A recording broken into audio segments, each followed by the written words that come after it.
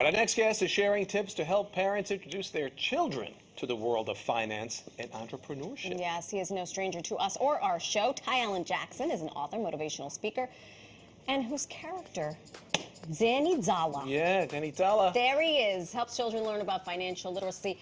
It's been forever, Edmano. How are you? Good to see Has you it been again. forever? It's only been a couple of months. Yeah, That's not too bad. For us, that's forever. That's true. Digging the jacket. Thank you like very it? much. He's Appreciate very it. spiffy. He's very well dressed. You're very sporty today. I like that look too. Yeah. That's I do fall. what I do. You're speaking Yeah, fall. it's Oh, you sweater do. weather. Sweater weather. Yes. Sweater weather. Yeah. So normally you talk to us about children and preparing them. Yes. But there are people who have to give birth to the children That and is raise true. them. There's that part. There's that part, right? And so talk to us a little bit about some tips that we need as parents or caregivers for making our children financially savvy. The first thing you say is bring them grocery shopping. Yeah, take kids grocery shopping. I think it's exceptionally important because it does a couple of things. One, it allows the transactional aspect of introducing kids to money. That, you know, like I barter, like I have $1 and with this dollar I get an apple, and so it introduces the transactional aspect of it, but also introduces the amount of value that we're establishing. How come this apple, an organic apple, costs a little bit more than a regular apple? Why is the No Frills brand a little bit less expensive than the traditional, you know, I always get that this is the off-brand Cheerios, and it was $2 cheaper. And it was $2 cheaper, and it's the same ingredients if you look on the back of the ingredients. But I think it's great because they can relate to saying that box of cereal that magically appears in the in the kitchen for them all the time. It's like, what? That's $9? Right. You may not realize that it Exactly. really, is up at that range. At this point, shopping takes everybody deep, and I'm sure it's sticker shock for the kids too. For sure. So, in terms of that, to that point, what about showing kids? This one I found your pay stub. That's so fascinating. My parents would have Never. That was the no do. But think about that. Think about you asking your parents, Mom, how much do you make? Or seeing their pay stub. And I'm not going to tell you how much money I make. There's a form of shame that goes along with that you're not exposing to your kids. We want our children to be proud of money. Money is something that we should exalt and be proud of. And the moment that you say, I'm not talking about money, there's a level of, disconnect that happens. Like, maybe what's wrong? Why won't they show me how much they make?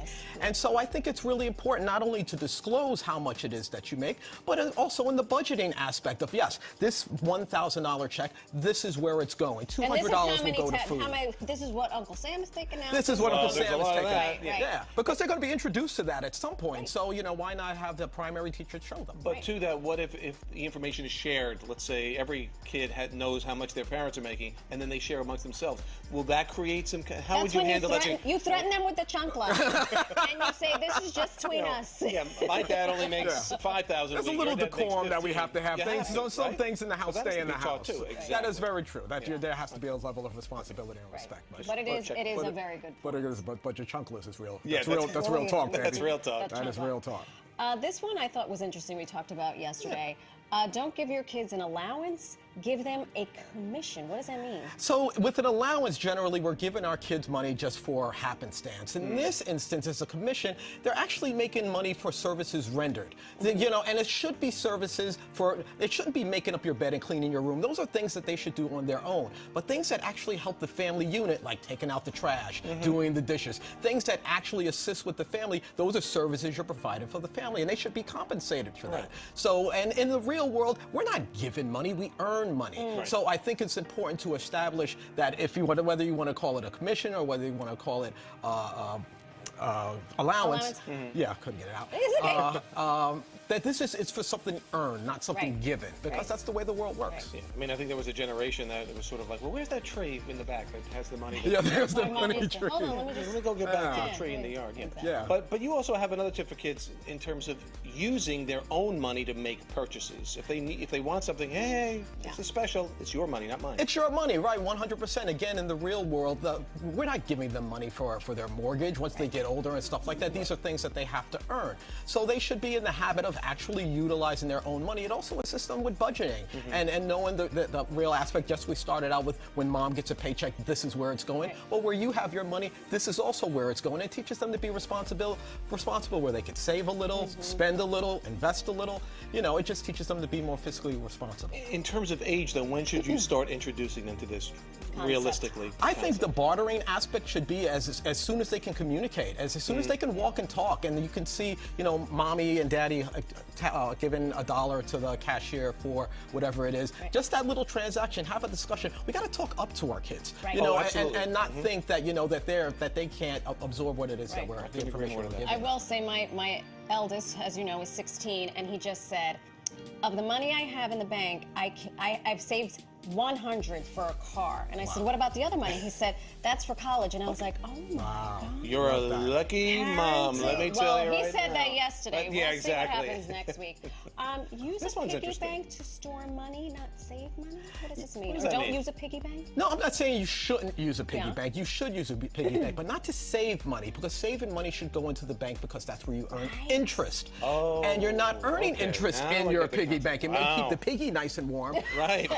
but it's not doing a lot for your bank account. Right, So okay. store money when you get your allowance weekly and put it in the piggy bank, but at the end of the week, make sure you're taking it to the bank, because what it also does, it allows the child to have a transactional relationship with the financial institution, which is something that we want them to get into the habit of doing anyway. So yes, store your money in the piggy bank, but make sure you're putting your money in the actual bank by the end of the week, or credit union. I like that. So what's one of the last tips you want to share with us? Yeah, It's a little and I different. think that this is really important. It is so essential, and parents are going to be like, "What is he talking about?"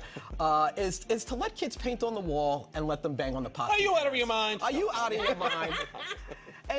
But the reasoning behind that is because when kids are painting on the wall or banging on the pots and pans, they're expressing their self-expression, and that self-expression leads to creativity, and that creativity can very often lead to an entrepreneurial mindset.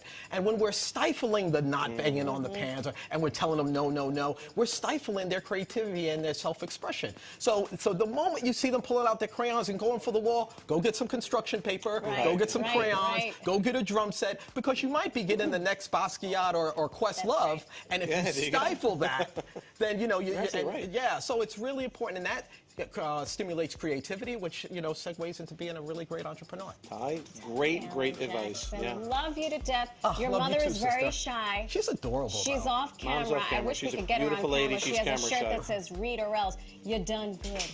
You're done. The fruit didn't fall too far from the You're tree there. done good. All right. Thank you so much. Ty Allan, thanks so Nice much. hanging with you guys. Always.